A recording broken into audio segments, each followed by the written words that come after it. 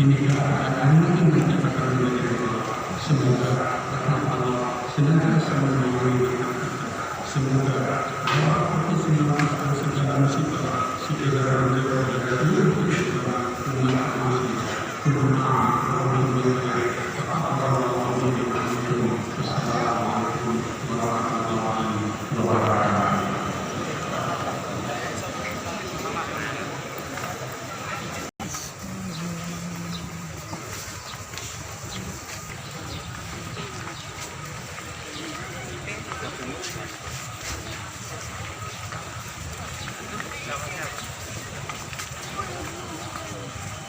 Allah